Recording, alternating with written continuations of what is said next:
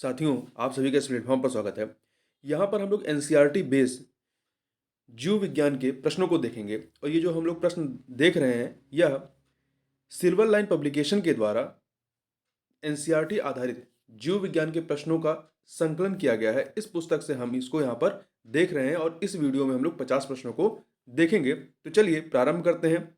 पहला प्रश्न है कि पेंसिलिन की खोज किसने की? तो पेंसिलिन की खोज जो है वो अलेक्जेंडर फ्लेमिंग के द्वारा की गई थी। अगला है पादप तथा जंतु में अंतर क्या है?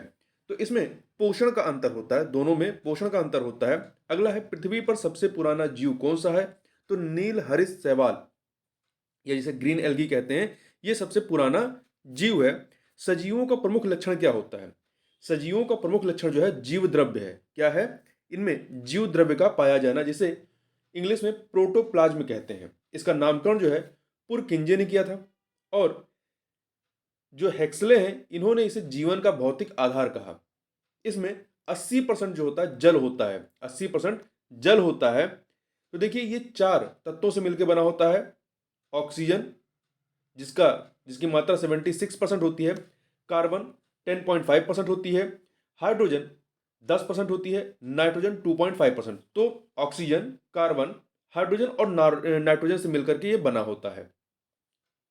आगे देखते हैं जीव विज्ञान शब्द का प्रयोग।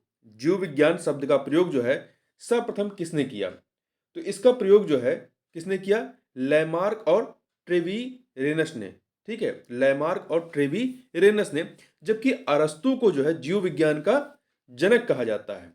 और पुरकिंजे ने जो है जीव द्रव्य प्रोटोप्लाज्म का नामकरण किया था। हेक्सले ने जीव द्रव्य को जीवन का भौतिक आधार कहा था। आगे देखते हैं पौधों से प्राप्त होने वाली किस चीज का प्रयोग चमड़ा उद्योग में किया जाता है? तो जो टेनिन होता है, टेनिन का उपयोग जो है चमड़ा उद्योग में किया जाता है। वह सबसे छोटा जीव जो स्वयं विकास एवं प्रजनन करने में समर्थ होता है उसे क्या कहते हैं? माइकोप्लाज्मा। माइकोप्लाज्मा कहते हैं। 5 जगत वर्गीकरण किसने किया था? 5 जगत वर्गीकरण किसने किया था? तो ये वर्गीकरण जो है हिटकर के द्वारा किया गया था। हिटकर के द्वारा किया गया था। जबकि कैरोलिस लीनियस को जो है आधुनिक वर्गीकरण का पिता कहा जाता है या जनक कहा जाता है। आगे बढ़ते हैं। लाल चींटी में कौन सा अम्ल पाया जाता है? तो फार्मिक अम्ल इसमें पाया जाता है। कौन सा अम्ल? फार्मिक अम्ल। इसीलिए जब ये काटती है तो आपको हल्का सा दर्द होता है, तो ये फार्मिक अम्ल ही सिक्रेट करती है। फाइकोलॉजी में अध्ययन किया जाता है किसका? तो फाइकोलॉजी में शैवाल का अध्ययन करते हैं। किसका? शैवाल का। जबकि माइकोलॉजी में कवक का अध्ययन करते हैं। आगे बढ़ते हैं। द्विचक्राकार रचना डबल हेलिक्स डीएनए का मॉडल प्रस्तुत किया था किसने? वाटसन एवं क्रिक ने, जिसके लिए इन्हें 1962 में नोबेल प्राइज दिया गया था जीव विज्ञान का। प्रोक्रियोटिक तथा जीव विज्ञान मतलब बायोलॉजी का जो है नोबेल दिया गया था। प्रोक्रियोटिक तथा यूक्रियोटिक में मुख्य अंतर किसका होता है? तो केंद्रक कला जो है के अनुपस्थित होने का। आगे देखते हैं सन हेम्प रेशे कहां से प्राप्त होते हैं?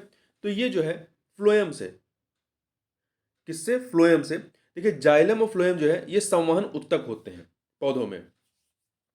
जो जाइलम होता है ये जड़ों से पानी को पूरे वृक्ष या जो पादप होता है उसके पूरे पार्ट में पहुंचाते हैं। जबकि जो फ्लोएम होता है ये पत्तियों के द्वारा जो भोजन का निर्माण होता है उसको पूरे पेड़ में पहुंचाते हैं। किसे जीवित जीवाश्म कहा जाता है?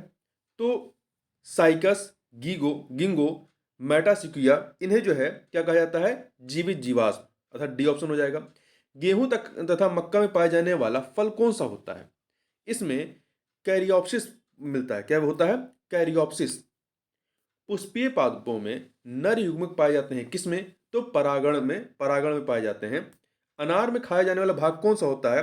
तो अनार में खाया जाने वाला भाग जो होता है बीज का रसदार वाह्य चोल होता है। जो बीज होता है उसके ऊपर जो कवर होता है उसी को खाया जाता है। जबकि देखिए भ्रूण कोश किसका खाने वाला भाग होता है? तो भ्रूण कोश जो है नारियल, गेहूं, इन दोनों का होता है। जबकि मार्शल पुष्पासन, तो इसके तहत सेब, नाशपाती आ जाते हैं। आगे बात करते हैं निम्न में से कौन सा तना है? कौन सा? तना का रूपांतरण है। तो देखिए अदरक जो होता है ये तने का रूपांतरण है।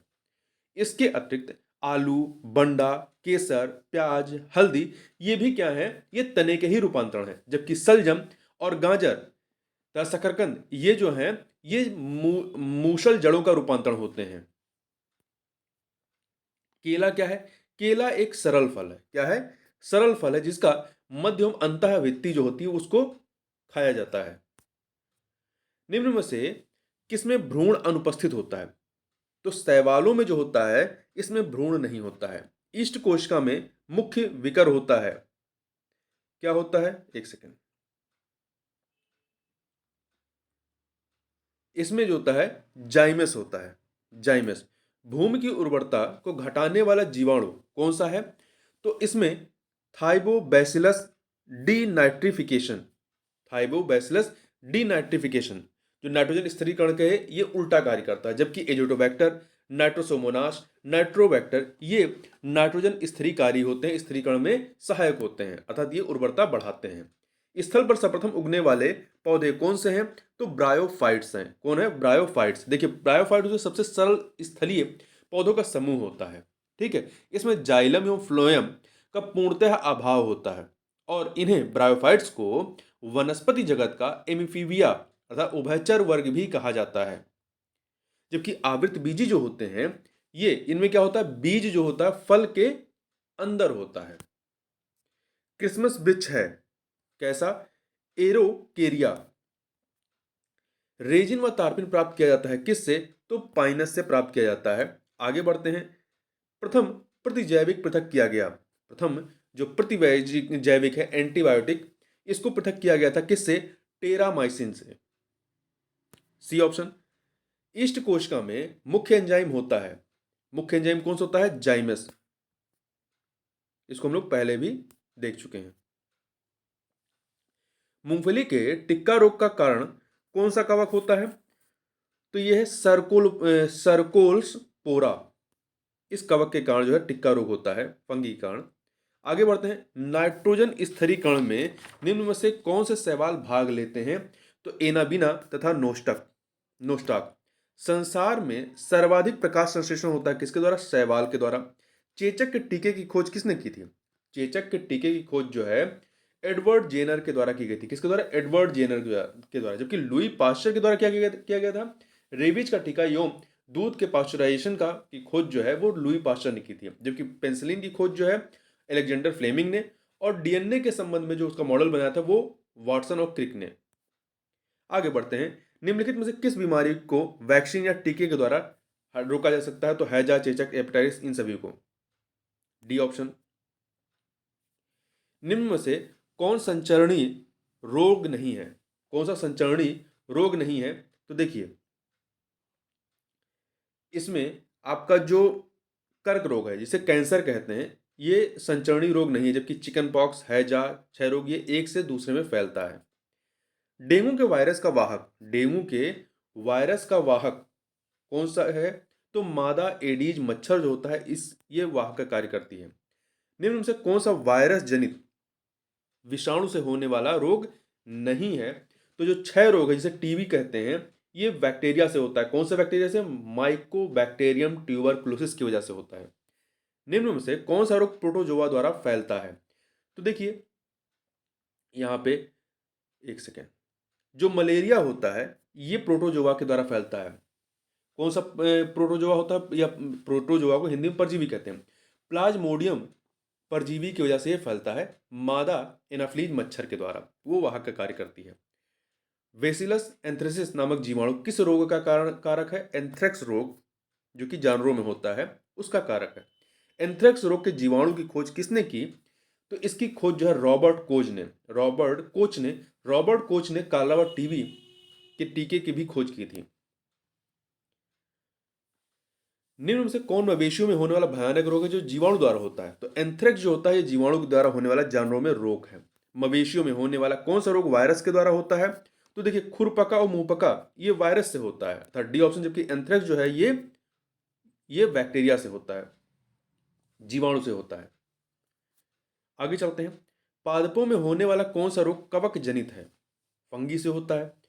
तो गेहूं की रस्ट जो है ये कवक जनित है, जबकि नींबू क्रेकर ये जीवाणु से होने वाला रोग है। जैम एवं स्क्वैश को लंबे दिनों तक सुरक्षित रखने के लिए हम किसका प्रयोग करते हैं? तो इसमें हम लोग जो है सोडियम बेंजोएट और सोडियम मेटाबार सल्फाइड, इन दोनों का इस्तेमाल करते हैं। तो डी ऑप्शन हो जाएगा आपका सही। मांस और मछली के परिरक्षण के लिए किसका प्रयोग किया जाता है? तो सामान्य नमक का प्रयोग किया जाता है। किसका? सामान्य नमक का प्रयोग करते हैं। आगे बढ़ते हैं। हमारे वायुमंडल में कितने प्रतिशत नाइट्रोजन गैस है? तो कितनी है? 78%।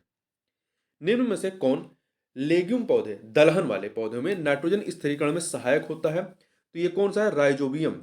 राइजोबियम। पाश्चुरीकरण की प्रक्रिया की खोज किसने की थी? तो इसकी खोज जो है किसने की थी? लुई पाश्चर ने। एडवर्ड पाश्चर और लुई पाश्चर में कंफ्यूज मत होइएगा, लुई पाश्चर ने की थी। आगे बढ़ते हैं। निम्न में से किसको पाश्चुरीकृत किया जाता है? तो दूध को किया जाता है। किसको किया जाता है? दूध को। ठीक है, इसकी खोज किसने की थी? इसकी खोज जो है लुई पाश्चर ने की थी। जीवों के अस्तित्व के लिए कौन एक बहुत बड़ा खतरा बन गया है? तो वनोन्मूलन, डिफॉरेस्टेशन जो है। आगे बढ़ते हैं। कोशिका की खोज किसने की थी? कोशिका की खोज जो है रॉबर्ट हुक ने की थी। रॉबर्ट हुक ने की थी। और कोशिका के अध्ययन को साइटोलॉजी कहते हैं। क्या कहते हैं? साइटोलॉजी कहते हैं।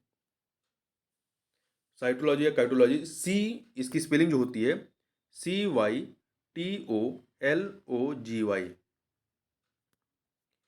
निम्न में से किसकी एक सुनिश्चित आकृति नहीं होती है? तो अमीबा की कोई एक सुनिश्चित आकृति नहीं होती है। तो इस वीडियो में बस इतना ही। मिलते हैं नेक्स्ट वीडियो में, तब तक के लिए बहुत बहुत धन्यवाद।